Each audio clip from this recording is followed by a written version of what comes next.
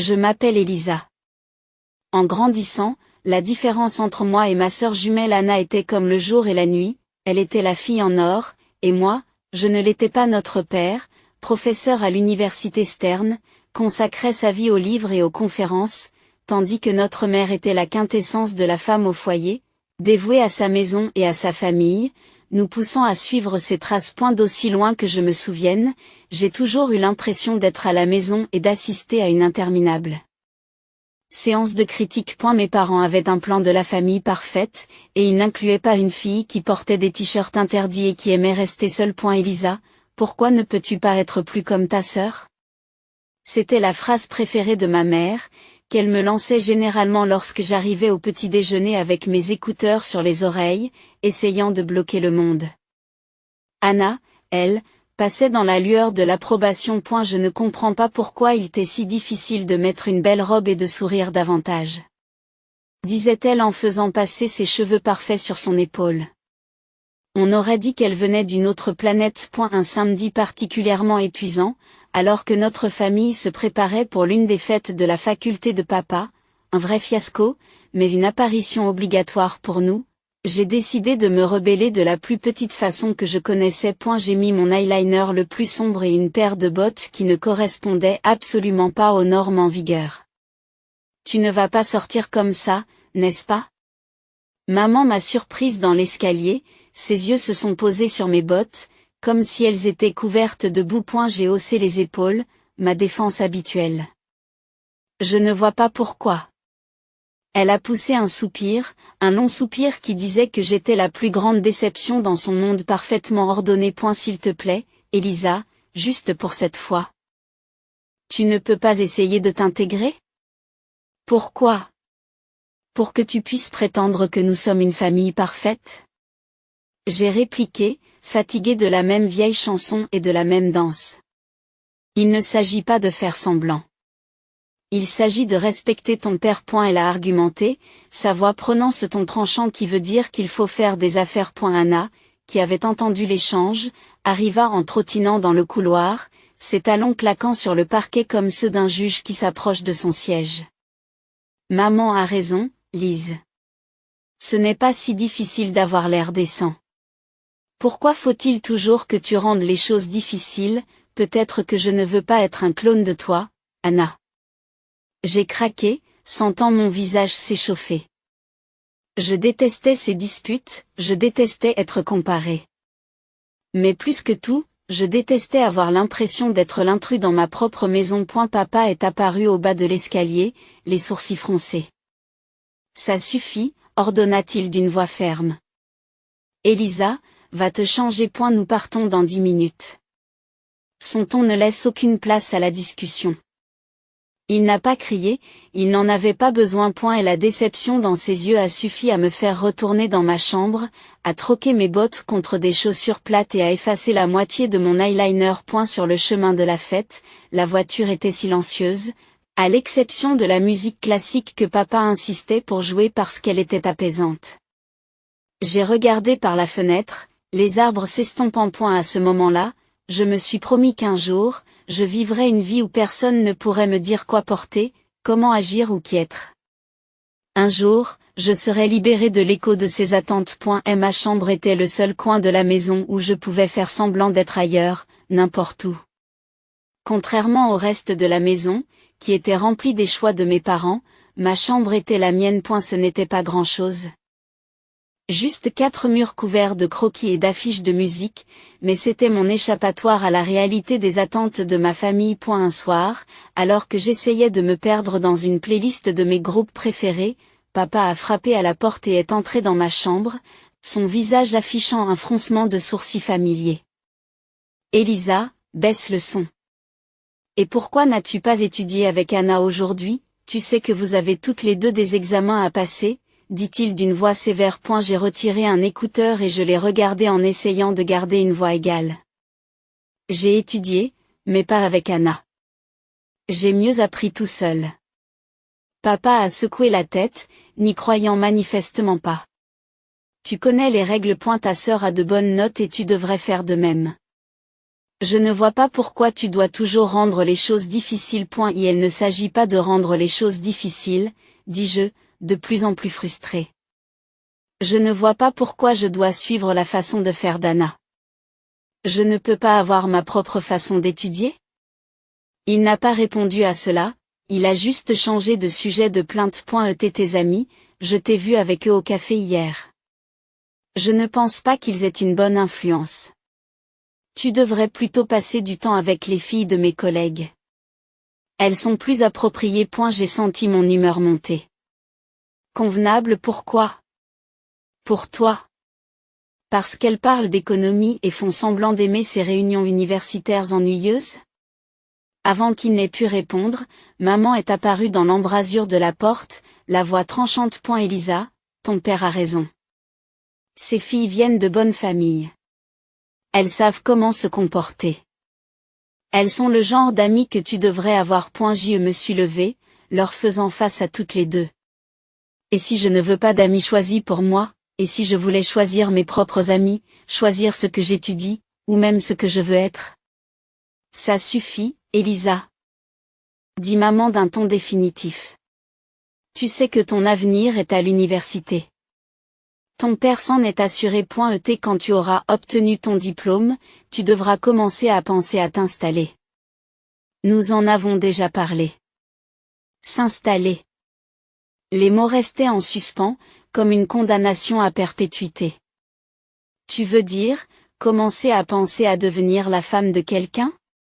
Comme Anna, c'est tout ce pourquoi tu penses que je suis faite. Le visage de maman s'est légèrement adouci, mais sa voix est restée ferme. Nous voulons ce qu'il y a de mieux pour toi. En suivant la voie que nous avons tracée, tu auras une bonne vie. Une bonne vie. Je me répète, l'ironie amère dans la bouche. Est-ce une bonne vie si c'est l'idée que quelqu'un d'autre se fait de la bonne vie? Personne n'a répondu à cette question. Il n'en avait pas besoin. Nous savions tous qu'il ne servait à rien de discuter. Ils avaient leur plan, et ils s'attendaient à ce que je m'aligne, tout comme Anna. Anna et moi étions comme les deux faces d'une même pièce, toujours ensemble, mais jamais sur la même longueur d'onde. À l'université, où papa enseignait, les différences entre nous sont devenues encore plus évidentes. Elle était spécialisée dans la gestion d'entreprise, l'enfant chéri, toujours en train d'acquiescer pendant les cours, posant des questions intelligentes qui faisaient hocher la tête des professeurs. Moi, j'étais coincée dans le même programme, mais j'avais l'impression de porter une chaussure au mauvais pied, gênante, inconfortable et tout simplement fausse. Un après-midi, alors que je fouillais dans une montagne de manuels, à la bibliothèque, Anna est entrée en trombe, ses notes organisées, le sourire aux lèvres. Et, Lise, tu viens au groupe d'études ce soir, le professeur Hall a dit qu'il passait, ça pourrait être bien qu'on se montre. Dit-elle d'un ton léger, mais insistant. J'ai levé les yeux, sentant le poids de ses attentes. Non, je ne crois pas. Ce n'est pas vraiment mon truc, tu sais. Elle fronça les sourcils, posant ses livres avec un bruit sourd qui correspondait à sa désapprobation. Il ne s'agit pas que ce soit ton domaine, Lise. Il s'agit de faire bonne impression. Il faut que tu commences à prendre ça au sérieux. On va bientôt être diplômé. J'ai haussé les épaules et je suis retournée à mes notes. Je prends les choses au sérieux, mais pas d'une manière qui me rendrait malheureuse. Pourquoi faire semblant? Parce que, Lise, il faut parfois jouer le jeu pour avancer. Tu crois que j'aime tout ça? Elle fait un geste pour montrer ses cahiers d'exercices parfaitement classés et ses notes codifiées par couleur. Il ne s'agit pas d'aimer, mais de faire ce qui est nécessaire. J'ai secoué la tête, repoussant ma chaise d'un coup sec. Peut-être que j'en ai assez de faire ce qui est nécessaire, selon les autres. Tu n'y as jamais pensé? Sa voix s'est adoucie, mais son regard est resté d'acier. Lise, j'essaie juste de prendre soin de toi. Papa ne sera pas toujours là pour régler les choses. Que vas-tu faire si tu continues à te mettre tout le monde à dos? Peut-être que je m'en sortirai toute seule. Peut-être que je n'ai pas besoin de suivre la feuille de route de papa ou la tienne. J'ai répliqué, sentant un élan de défi. De côté, sa frustration était évidente. Tu es tellement têtu. Essaie, D'accord? Pour moi, sinon pour toi. Montre-toi ce soir, parle au professeur Hall. Ça ne te tuera pas. Je l'ai regardé, vraiment regardé, et j'ai vu non pas ma sœur parfaite et ennuyeuse, mais quelqu'un qui se souciait vraiment de moi, à sa façon. D'accord, je vais y réfléchir. Je concédai, n'étant pas prête à promettre davantage. Merci, dit-elle en retrouvant son sourire. Ce n'est pas si mal, tu sais. Tu pourrais même l'aimer s'il lui donnait une chance. J'en doute. J'ai marmonné, mais je savais que j'avais perdu cette manche. Pour Anna, je me présenterai. Assisterai à une autre discussion ennuyeuse et hocherai la tête au bon moment. Ce n'était que quelques heures, me suis-je dit. Comment cela pourrait-il être pire? En fin de compte, ce n'est pas aussi grave que je le pensais. Le professeur Hall était étonnamment intéressant lorsqu'il ne donnait pas de cours depuis un podium. J'ai même posé une question, ce qui m'a valu le regard d'Anna. Plus tard, alors que nous retournions à notre dortoir, Anna m'a donné un coup de coude. Vous voyez, ce n'est pas si terrible, n'est-ce pas? Cette fragilité n'a cependant pas duré longtemps. Au cours de notre dernière année, Anna nous a présenté son fiancé, un avocat de 10 ans, son aîné, déjà bien établi, et exactement ce dont nos parents rêvaient. Maman et papa étaient aux anges, félicitant Anna d'avoir fait un choix aussi judicieux, et ils ont immédiatement tourné leurs yeux pleins d'attente vers moi. Maintenant, Elisa, c'est à toi de trouver quelqu'un qui te convienne. Dit mon père un soir au cours du dîner, son ton laissant entendre que mon temps était compté. Maman a hoché la tête avec enthousiasme, planifiant déjà ma vie, comme s'il s'agissait d'un autre de ses projets domestiques bien organisés. Pense à ton avenir, ma chérie. Quelqu'un qui peut subvenir à tes besoins, qui a une bonne réputation. Je me souviens d'avoir regardé mon assiette, sentant les murs se refermer sur moi. Le mariage d'Anna a été minutieusement organisé par maman dans les moindres détails, des robes des demoiselles d'honneur aux arrangements floraux, illustrant sa vision parfaite du prestige familial. Après le mariage, maman rendait souvent visite à Anna, lui prodiguant des conseils et veillant à ce que sa vie se déroule comme elle l'avait orchestré. En voyant cela, j'étais sûre d'une chose, je ne voulais pas que ma vie soit façonnée par les mains de quelqu'un d'autre. Un jour, je marchais dans la rue, perdue dans mes pensées sur la façon d'échapper à la vie que mes parents avaient imaginée pour moi. Lorsque j'ai entendu le grondement profond d'une moto qui s'approchait. La curiosité m'a poussé à m'approcher du bruit. C'est alors que je l'ai vu, Jake, avec son blouson de cuir et son sourire insouciant, s'arrêter à côté de moi. Tu as l'air d'avoir besoin d'une balade, a-t-il dit dans le rugissement du moteur, une lueur d'espièglerie dans les yeux. J'ai hésité, jetant un coup d'œil vers le chemin de la maison, puis vers sa main tendue. Qu'est-ce que j'ai à perdre? Bien sûr, pourquoi pas? Répondis-je, ma voix mêlant nervosité et excitation. En grimpant à l'arrière de son vélo, j'ai ressenti une poussée d'adrénaline tandis que nous filions à toute allure. Le vent fouettait mes cheveux, pour la première fois depuis longtemps, j'ai ri, vraiment ri. Jake a crié quelque chose à propos de me montrer son monde, et je me suis accroché plus fort, ne voulant pas que ce moment se termine. Nous nous sommes arrêtés dans un restaurant fréquenté par des motards. Autour de hamburgers et de frites, Jake m'a parlé de sa vie de soudeur, de sa passion pour les motos et de son amour pour la route. C'était tellement différent de tout ce à quoi j'étais habituée, brut et réel. Tu n'as pas peur de vivre comme ça? J'ai demandé, ma voix s'élevant à peine au-dessus du bruit des assiettes et des bavardages autour de nous. Peur? Non, c'est passionnant. On ne sait jamais ce qui nous attend. Ce n'est pas mieux que d'avoir tout planifié pour toi? Il m'a répondu, ses yeux s'illuminant à chaque mot. Au cours des semaines suivantes, nous nous sommes rencontrés, secrètement. Chaque trajet sur la moto de Jake m'éloignait de la vie que j'étais censée vivre et me rapprochait de celle que je voulais. La vitesse, l'aventure, ce n'était pas seulement une question de sensations fortes. Il s'agissait de se sentir vivant, de se sentir libre. Un soir, alors que nous regardions le coucher de soleil depuis un point de vue isolé, Jake s'est tourné vers moi. Elisa. Je ne fais pas du vélo uniquement pour m'évader. Je roule pour me sentir vivant, pour que chaque instant compte. Avec toi, chaque instant a l'air de valoir quelque chose. Je me suis penché sur lui, mon cœur battant la chamade. Je n'ai jamais ressenti cela auparavant. Tu me fais me sentir libre, Jack. Elle a souri et m'a rapproché de lui. Alors ne revenons pas à la simple existence. Vivons. 6 mois avec Jack m'ont semblé être une vie entière de moments dont j'avais toujours rêvé. Le jour où il m'a demandé en mariage, sous les étoiles, avec le doux grondement de sa moto en arrière-plan, mon cœur a crié oui, avant même que ma bouche ne puisse former le mot. Tout était parfait, à l'exception d'un obstacle imminent, mes parents. J'ai lutté contre la peur de leur présenter Jack. Il était tout ce qu'ils désapprouvaient, ses aspérités, son esprit sauvage, sa vie de soudeur, simple mais satisfaisante.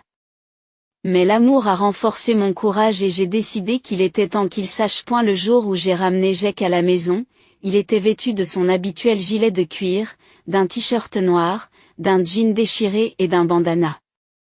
C'est ce que j'aimais chez lui, il n'hésitait pas à se mettre en avant. Nous avons marché dans l'allée et je pouvais déjà sentir le poids du jugement de mes parents. Lorsque nous sommes entrés, le visage de ma mère a pâli à la vue de Jack, ses yeux se sont écarquillés sous le choc. Qu'est-ce qui se passe, Elisa? Elle a halté, sa voix était à peine un murmure. La réaction de papa fut plus dure, ses mots tranchants comme des couteaux. Qui est-ce, et pourquoi est-il habillé comme un PD dans notre maison? J'ai pris une grande inspiration, pour calmer mes nerfs. Maman, papa, c'est Jack. C'est l'homme que j'aime. Nous allons nous marier. Leur silence était assourdissant. Puis papa s'est tourné vers Jack, le ton empreint de dédain. Marié, que fais-tu dans la vie, jeune homme? Quelles sont tes qualifications, Jack, béni soit-il? N'a pas hésité. Je suis soudeur. J'ai suivi des cours spécialisés après le lycée. Je travaille dur et je gagne honnêtement ma vie. Le regard de mes parents était un mélange d'horreur et d'incrédulité. Maman semblait sur le point de s'évanouir. Un soudeur? Elisa, tu n'es pas sérieuse. Et la voix de papa s'élève, la colère monte. Tu t'attends à ce que nous donnions notre bénédiction à cela? Qu'on gâche ton avenir pour un soudeur? J'ai senti ma détermination se durcir. Oui, parce qu'il me rend heureuse. N'est-ce pas ce qui devrait compter, mais la vie que tu mèneras? Maman commença, la voix tremblante. Ce sera la vie que je choisirai. J'ai répliqué, ma voix prenant de la force. Papa a secoué la tête, sa décision était claire. Nous ne pouvons pas et ne voulons pas soutenir cela. Et si tu le choisis, ne t'attends pas à faire partie de cette famille. Et la finalité de son ton m'a brisé le cœur, mais pas ma décision. Jack me serra la main, me donnant la force de les affronter. Alors je choisis Jack. Je choisis nous. Je choisis mon bonheur. Les yeux de maman se sont remplis de larmes et la mâchoire de papa s'est serrée. Et si tu pars avec lui, ce n'est pas la peine de revenir. Dit papa, la voix froide. En quittant la maison de mes parents avec Jack, mon cœur était rempli d'émotions, de douleur, de soulagement, d'excitation et de peur, toutes mélangées en une seule. L'air de la nuit me semblait différent, comme si chaque respiration que je prenais était un pas de plus vers une nouvelle vie. Nous avons roulé en silence pendant un certain temps, le seul bruit étant le vrombissement régulier de la moto sous nos pieds. Lorsque nous nous sommes finalement arrêtés dans un petit restaurant à la périphérie de la ville, Jack s'est tourné vers moi, le visage sérieux. Tu es sûre de toi, Elisa? Je veux dire, vraiment sûre? Il n'y aura pas de retour en arrière après ce soir. Dit-il, ses yeux cherchant le moindre doute dans les miens. J'acquiesçai, serrant sa main avec force. Je n'ai jamais été aussi sûre de quelque chose. Être avec toi, c'est bien. C'est ce que je suis censée faire. Et elle a souri, ce sourire insouciant et charmant qui m'avait conquise dès le premier jour de notre rencontre. Très bien, alors, faisons-le. Commençons notre vie ensemble. À l'intérieur du restaurant, nous avons trouvé une cabine tranquille dans un coin. La serveuse nous a apporté 2 cafés sans rien demander, et nous nous sommes assis là, planifiant nos prochaines étapes. Alors, qu'est-ce qu'on fait en premier? Demandai-je en versant de la crème dans mon café, le regardant tourbillonner et se mélanger. Nous devons trouver un endroit où loger, au moins pour un certain temps. Ensuite, il faudra peut-être chercher du travail. J'ai quelques amis qui peuvent nous aider à démarrer. Jack répondit, le ton pratique, mais optimiste. Ça va être dur, n'est-ce pas? Dis-je, plus comme une affirmation que comme une question. La réalité de ce que nous faisions commençait à s'imposer. Jack a traversé la table et sa main a recouvert la mienne. C'est possible, mais nous y ferons face ensemble. Les difficultés n'ont rien de nouveau pour nous deux, n'est-ce pas? Je n'ai pas pu m'empêcher de rire, d'un éclat bref et vif d'amusement sincère. C'est vrai. Ensemble. Nous avons passé des heures dans ce restaurant, à parler et à planifier. De temps en temps, Jack lançait une idée qui semblait si folle, si libre, qu'elle faisait bondir mon cœur. Et peut-être qu'un jour, nous économiserons assez pour faire ce voyage à travers le pays, juste toi, moi, et la route. Cela me plairait bien. J'ai répondu, me permettant de rêver plus grand que je n'avais jamais osé. En écrivant de nouveau en ville, nous avons commencé nos recherches. Les semaines suivantes ont été marquées par un flot d'activités.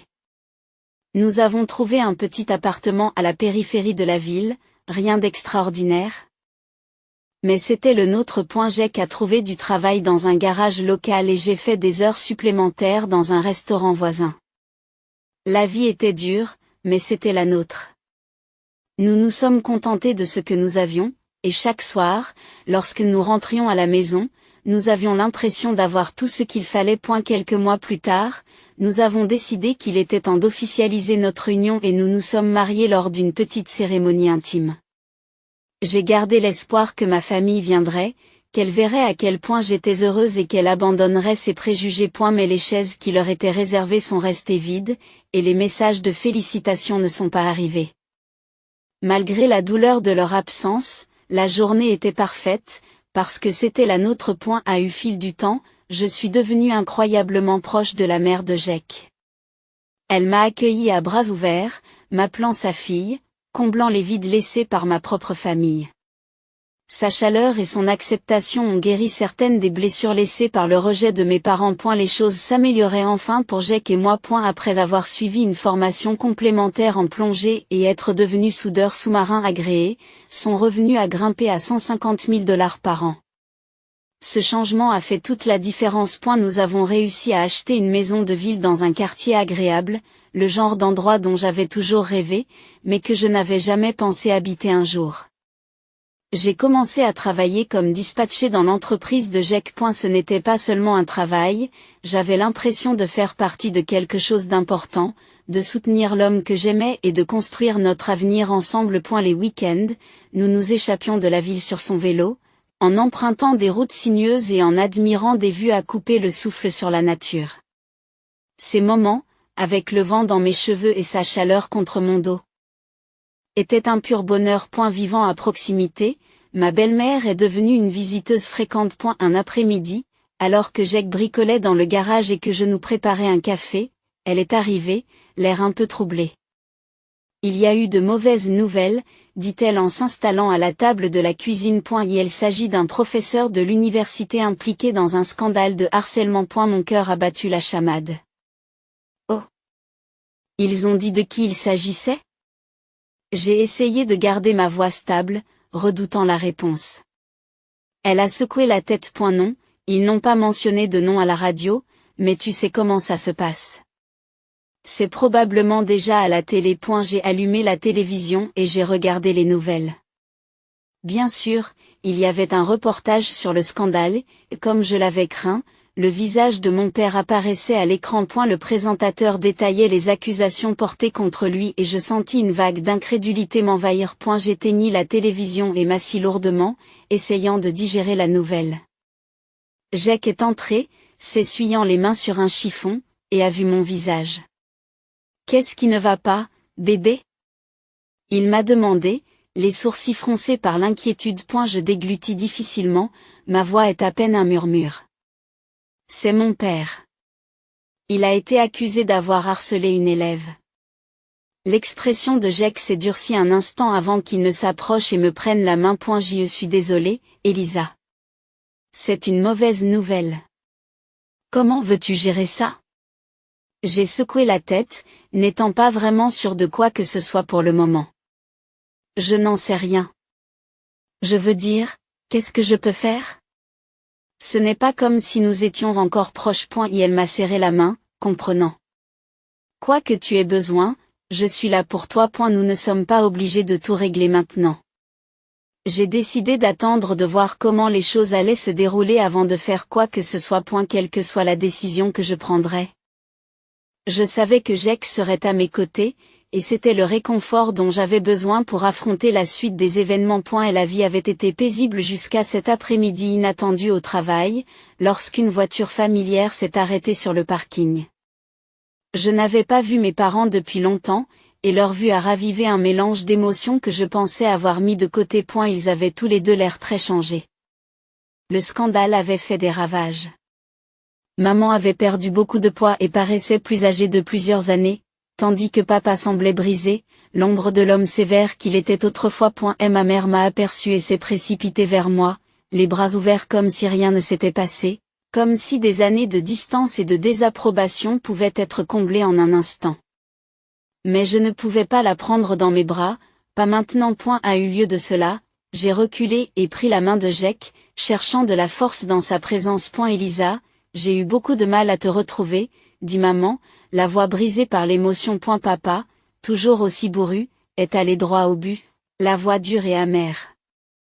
J'ai été accusée injustement, tu sais.